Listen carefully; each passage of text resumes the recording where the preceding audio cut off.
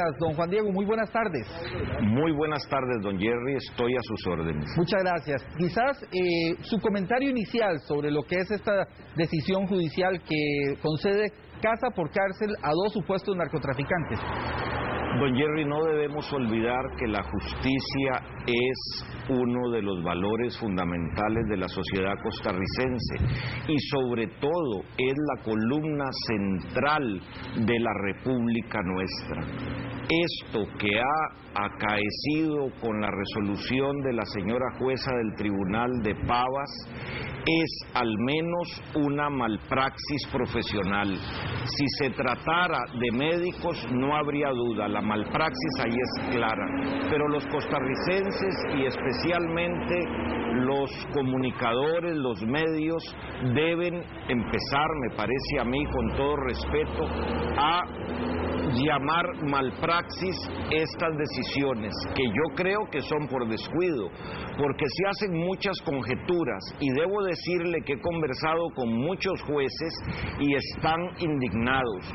Los jueces con experiencia, los jueces bien entrenados, los jueces serios jamás hubieran dictado una resolución como estas.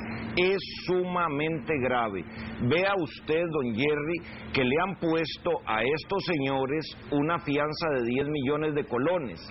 Y bien dice el señor ministro interino, don Celso Gamboa, cuesta 60 millones solo el operativo de custodia que usted y todos los costarricenses tendremos que pagar.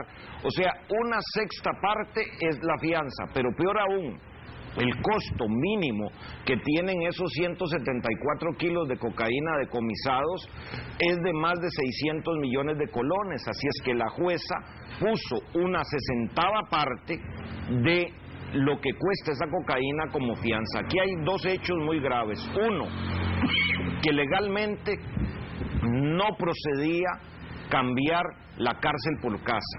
2, que el monto de la fianza que se pone es ridículo. Desafortunadamente viene a mi memoria una de las páginas más negras de la historia judicial de Costa Rica, cuando el exjuez Andrés Pérez González hizo una de las peores barbaridades de la jurisprudencia nacional, cuando modificó, siendo juez de Pérez Celedón con el resto del tribunal, un fallo para disminuir la pena precisamente a otros narcotraficantes Juan mexicanos. Diego, este caso no es el primero que se da en esta línea. ¿Hasta cuándo los costarricenses tenemos que seguir soportando este tipo de decisiones polémicas? Porque realmente los antecedentes son muy claros. Estamos claros en que estos sujetos intentaron escapar del país. Y también está claro que ofrecieron una mordida a un policía. ¿Hasta cuándo debemos seguir soportando este tipo de decisiones los costarricenses? Mire, esa es la pregunta más difícil que usted me ha hecho, don Jerry. Yo le daría vuelta. ¿Hasta cuándo don Luis Paulino Mora y la Corte Suprema de Justicia va a seguir tolerando jueces sin inteligencia emocional que se deben haber sacado un 100 en el examen para que los nombraran, que no tienen sentido común y que si están siendo amenazados deben hablar? Mire que el narcotráfico es lo peor que está pasando en nuestra región de México hasta Suramérica y el presidente de la Corte guarda silencio. No puede ser. El principio de la independencia judicial tiene un límite insoslayable y ese límite se llama la inteligencia, el sentido común. ¿Cómo se le ocurre a una jueza dictar una resolución contra la ley y contra los hechos y hacer incurrir a la sociedad costarricense no solo en gastos millonarios, sino en poner en peligro la vida de policías y de los vecinos de este condominio?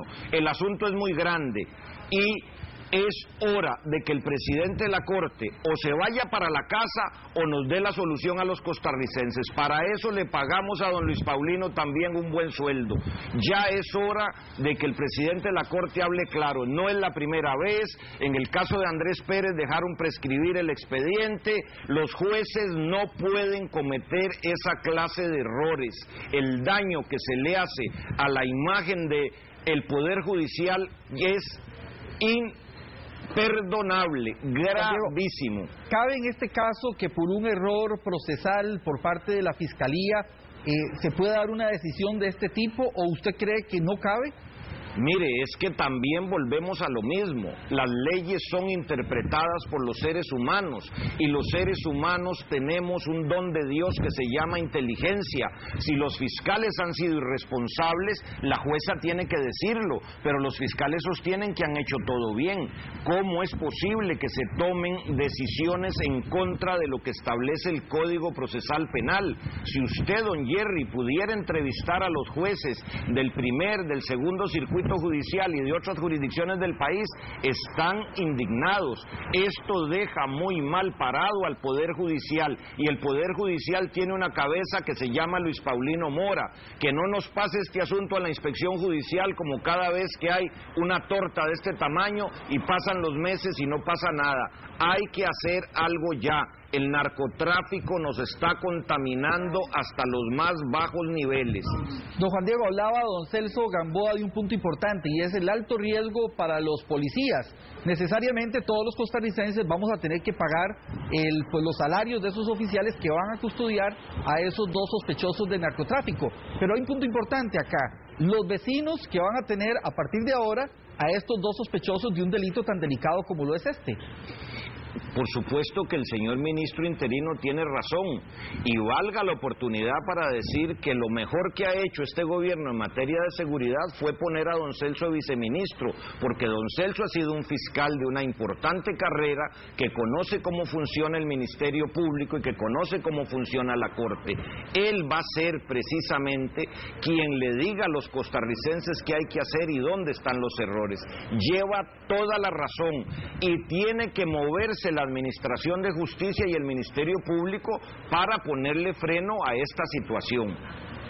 Bien, muchísimas gracias al abogado penalista Juan Diego Castro por su intervención aquí en Noticias Repretel. Buenas tardes. Buenas tardes, gracias a usted.